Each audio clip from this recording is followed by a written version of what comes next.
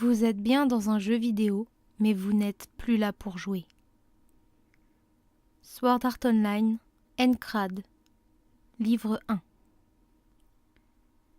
Une forteresse de fer sur un énorme rocher flottant dans un immense ciel d'azur. Voilà à quoi se résumait ce monde.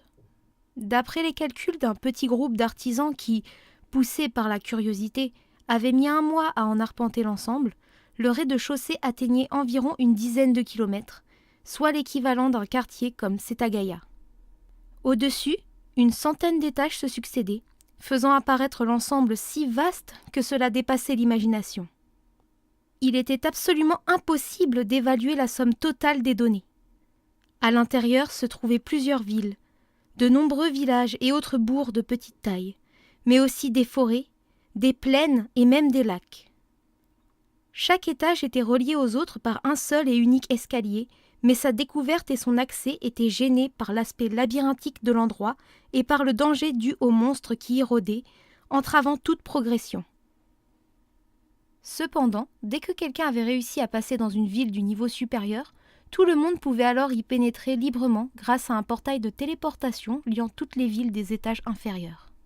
Cela faisait déjà 2 longues années que cette gigantesque forteresse se trouvait prise d'assaut et ses assiégeurs bataillaient désormais au 74e étage.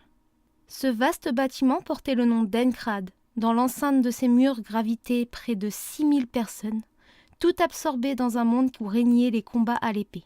Un monde connu également sous le nom de Sword Art Online. Chapitre 1er. L'extrémité de la lame, d'un gris étincelant, vint transpercer imperceptiblement mon épaule. La petite barre jaune, visible en haut à gauche, se réduisit alors légèrement, et j'eus la sensation qu'une main glacée venait de me caresser le cœur. Cette bande, également appelée barre de PV, indiquait tout ce qui me restait de vie, soit 80% à cet instant précis, mais il était plus juste de dire que le seuil de ma mort s'était déjà rapproché de 20%. Avant que l'ennemi ne puisse m'asséner un nouveau coup de sabre, je pris de la distance en me reculant considérablement. Arg! De là, expirant avec force beaucoup d'air, je m'efforçai de réguler ma respiration. Les corps de ce monde-là n'avaient pas besoin d'oxygène, mais il y avait fort à parier que le mien, qui se trouvait allongé dans le monde réel, était sûrement en train de halter violemment, que mes mains étaient moites et que mon cœur devait battre à tout rompre. Normal. Même si tout ce que je voyais n'était qu'une réalité virtuelle et que ce qui s'amenuisait n'était qu'une simple barre formée de points digitaux, je luttais de tout mon possible pour survivre. Ce combat était inégal. Pourquoi ? Parce que tous ces ennemis surgissaient devant mes yeux, ces créatures, mi-homme, mi-bête, pourvues de queues, de têtes de lézard, de longs bras, et dont la peau était recouverte d'écailles jaunâtres, étaient des créatures totalement dénuées de vie. On pouvait les tuer à l'infini, le système réactiverait ce qui n'était qu'un amas de données digitalisées. Le programme d'intelligence artificielle qui contrôlait l'homme lézard observait mes assauts et tirait des leçons et améliorait ainsi progressivement ses capacités de réaction. Toutefois, dès que ce corps disparaîtrait, toutes les données seraient supprimées et ne seraient donc pas transmises aux créatures qui se régénéreraient tôt ou tard dans cette zone. En ce sens, on pouvait affirmer qu'à l'instar des humains, c'était un être vivant, unique et irremplaçable dans ce monde-là. Évidemment. J'ignorais s'il avait compris ce que j'avais murmuré, mais cet homme lézard, ce monstre de niveau 82 appelé Lizardman Lord, se mit à ricaner. Dans un large sourire, il exhiba des dents acérées, alignées sur sa longue mâchoire. C'était la réalité. Tout dans ce monde était bel et bien réel. Personne n'y décelait la moindre trace d'imagination ou d'illusion. Personne. Je saisis de la main droite mon épée longue à double tranchant et l'amenai juste dans l'axe, face à lui. L'homme lézard porta sa ronde hache devant son corps et brandit un cimeterre. Un vent glacial s'engouffra soudainement dans ce couloir obscur du labyrinthe et fit vaciller les flammes des torches dont l'état se reflétait sur les pavés.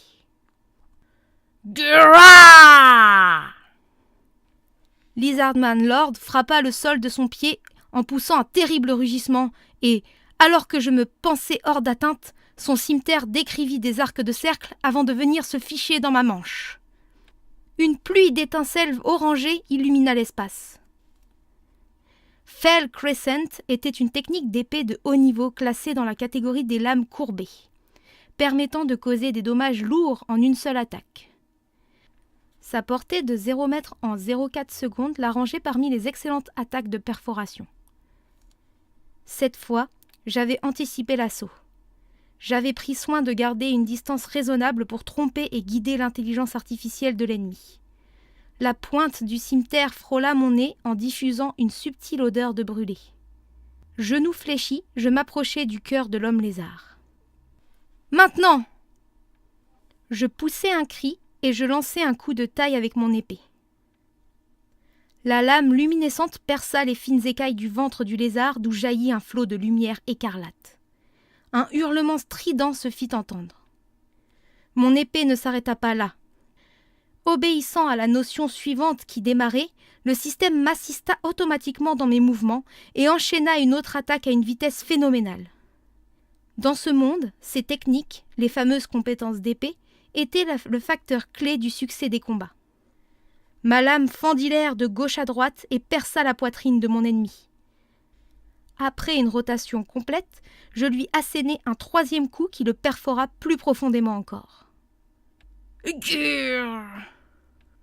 L'homme lézard, excédé d'avoir raté son attaque ou simplement guidé par la colère et la peur, agita son cimeterre au-dessus de sa tête en poussant un terrible cri. Ma combinaison n'étant pas encore achevée, mon épée frappant à droite revint sur ma gauche, comme poussée par un ressort, et alla frapper le cœur de mon adversaire, l'achevant sur ce coup critique. Le halo bleu qui m'auréolait, pendant que je distribuais ces 4 frappes, s'évanouit.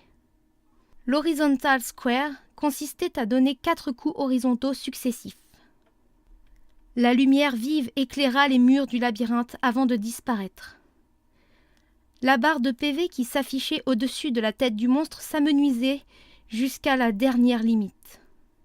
Tout en poussant un long cri d'agonie, l'homme lézard bascula à la renverse avant que son tronc jaune et imposant ne s'immobilise dans une posture bien peu naturelle. Puis, dans un fracas de verre brisé, il se dispersa en milliers de fragments de polygones. C'était cela la mort dans ce monde, brève et évanescente. Une disparition parfaite sans la moindre goutte de sang.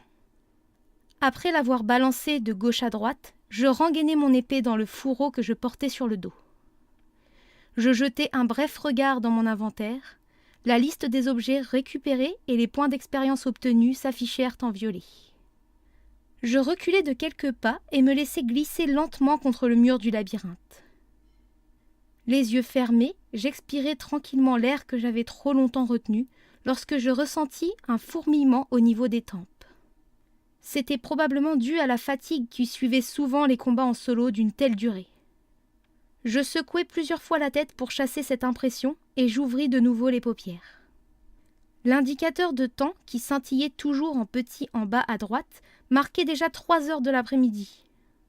Je devais sortir du labyrinthe maintenant si je voulais rejoindre la ville avant la nuit. « Bon, allons-y », murmurai-je, bien que je sache pertinemment qu'il n'y avait personne pour m'entendre, et je me relevai lentement. Ma quête quotidienne était accomplie. Aujourd'hui encore, j'avais réussi à échapper aux griffes des envoyés de la mort, mais je savais qu'après un bref repos pris dans ma chambre, un nouveau combat commencerait demain pour moi. Même en m'assurant une large marge de sécurité, en gardant un taux de victoire de 100%, un jour viendrait sûrement où le cours de ma destinée pourrait bien changer. La seule incertitude étant de savoir si je pourrais ou non terminer ce jeu avant de tomber sur l'as de pique. Si j'avais tenu plus que tout à la vie, il aurait été évidemment beaucoup plus sage de demeurer dans ces cocons douillés qu'étaient les villes et d'attendre tranquillement que quelqu'un fasse la besogne. Cependant, chaque jour, je fonçais seul en première ligne, me jouant du danger et de la mort et cherchant constamment à renforcer mon statut. Voilà sûrement ce qui faisait de moi un indécrottable accro des VR MMO. À moins que, Oui, à moins de n'être qu'un simple idiot arrogant qui pensait pouvoir libérer ce monde par la seule force de son épée. Je me dirigeai vers la sortie du labyrinthe en souriant, lorsque subitement je me souvins de ce qui s'était passé ce jour-là. Ce jour-là, un jour banal, 2 ans auparavant.